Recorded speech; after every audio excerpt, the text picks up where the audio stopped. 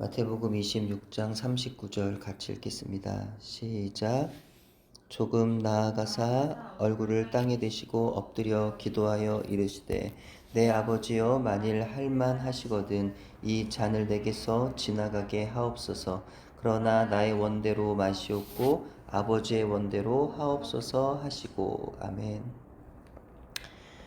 예수님은 십자가를 지시기 전날 오후 만찬을 제자들과 나누는 자리에서 제자들이 자신을 부인할 것을 말씀하시고는 베드로와 야고보와 요한을 데리고 겟세마네 동산에 오르셨습니다. 예수님과 무려 3년의 기간 동안 하나님 나라의 복음을 배우고 기도의 용사이자 전도의 일꾼으로 합숙 훈련을 해왔던 제자들 중에서도 가장 앞에 선 그들과 함께 예수님은 세상에서의 마지막 밤을 보내기 위해 오르셨던 것입니다. 대단히 엄중하고 중요한 시기에 주님은 슬픔과 번민으로 영혼의 깊은 고뇌 가운데 기도하셨는데 제자들은 그들의 육신이 약하고 눈이 피곤하여 잠들어 있었습니다.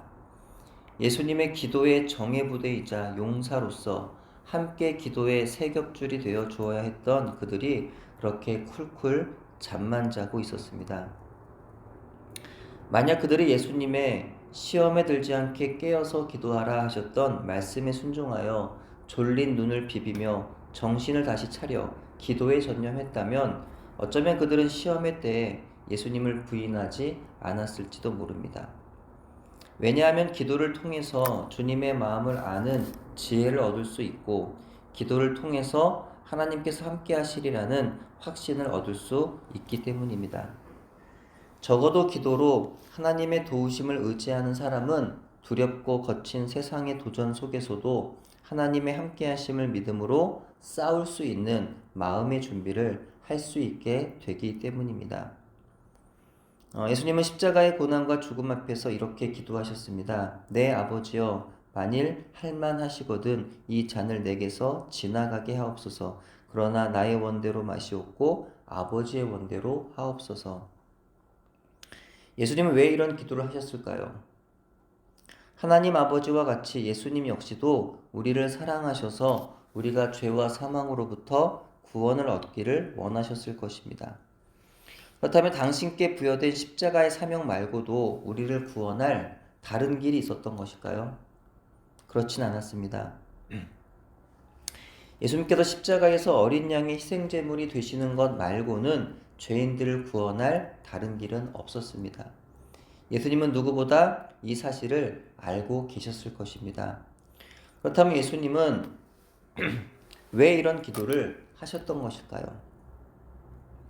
혹자는 예수님께서 인성을 가지고 계셨기 때문에 잠시 마음이 약해진 것이라 이해합니다. 그래서 장차 당할 수치와 조롱, 채찍에 맞음과 창에 찔림과 십자가에 못 박히는 육체의 고통에 대한 두려움 때문에 그것을 할 수만 있다면 피하고 싶다고 기도하셨다는 것이죠.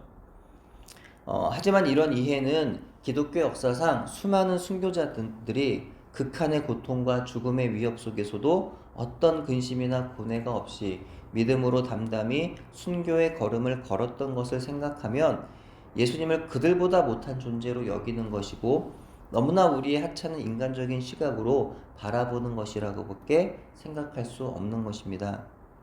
또 어떤 사람은 예수님이 사단에 의하여 때이른 죽음을 당하시는 것을 두려워하셨다는 견해도 있습니다. 이 견해는요, 더욱 받아들이기가 힘듭니다. 어찌 창조주이신 예수님이 피조물인 사단에 의하여 죽임을 당할 수가 있다는 말인가요? 예수님의 생명은 오로지 자발적으로만 끊어질 수 있는 것입니다. 잔은 보통 성경에서 하나님의 축복이나 저주를 비유하기 위하여 사용되곤 합니다. 따라서 이 잔은 인간의 죄를 짊어지실 때에 그리스도께서 십자가에서 감당하실 하나님의 진노를 가리킨다고 설명하는 것이 가장 타당한 설명일 것입니다. 하나님께서 잠시 동안 그의 아들과 격리되시는 이 경험은 즉각적으로 마태복음 27장 46절에 엘리 엘리 라마 사박다니 나의 하나님 나의 하나님 어찌하여 나를 버리셨나이까 하는 무서운 부르짖음을 불러 일으켰습니다. 예수님은요, 단 한순간도 하나님 아버지와의 사귐과 교제가 끊어진 적이 없으셨습니다. 하지만 십자가에서 인류의 모든 더럽고 참혹한 죄들을 모조리 한 몸에 덮어 쓰시는 순간 하나님은 그분과 함께 하실 수 없으십니다. 그것이 예수님에게 있어서는 엄청난 두려움이었고 슬픔이었을 것입니다. 저는 부끄럽고 참담한 경험이었지만 하나님으로부터 교제가 끊어진 듯한 경험을 한 적이 있습니다. 차라리 하나님을 몰랐더라면 하나님과의 교제가 끊어졌다 여겨져도 그것이 무엇을 의미하는지도 모르기에 두려울 것도 없었을 것입니다.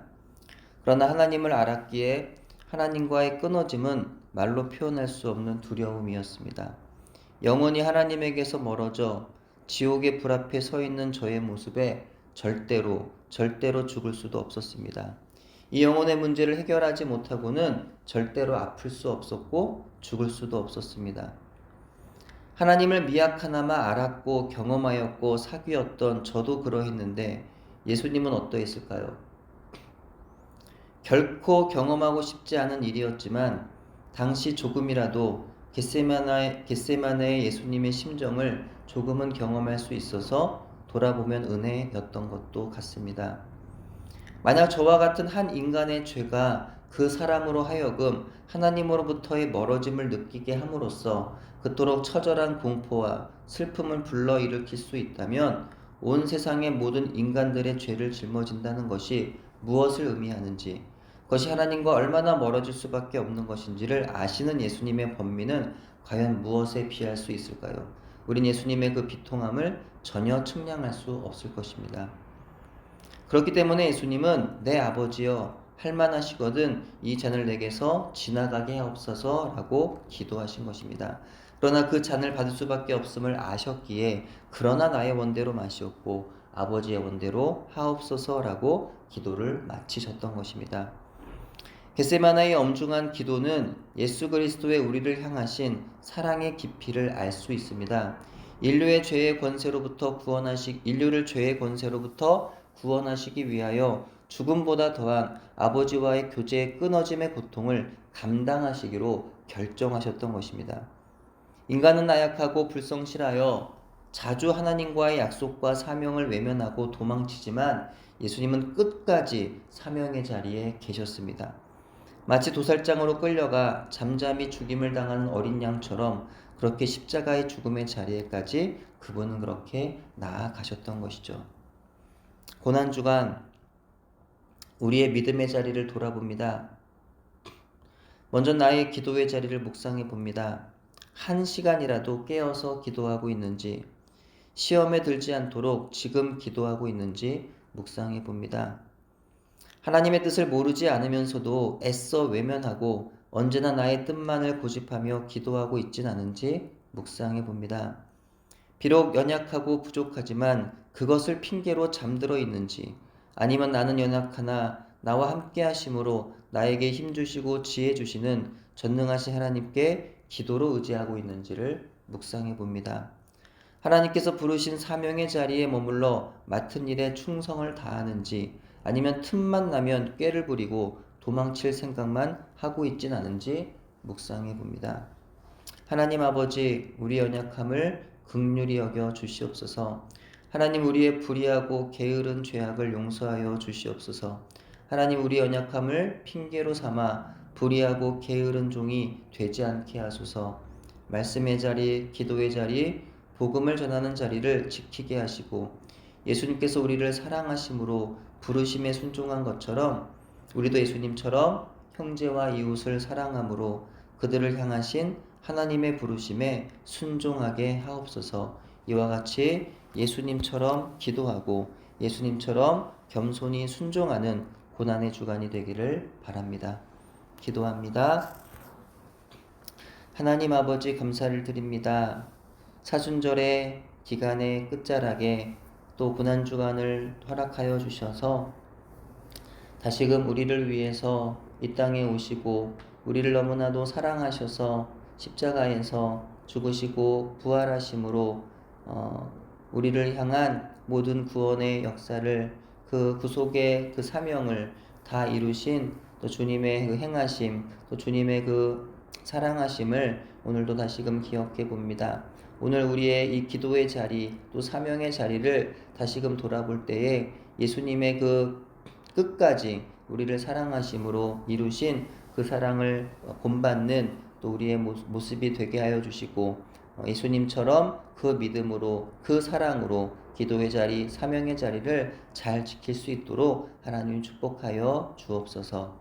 감사드리오며 예수님의 이름으로 기도합니다. 아멘.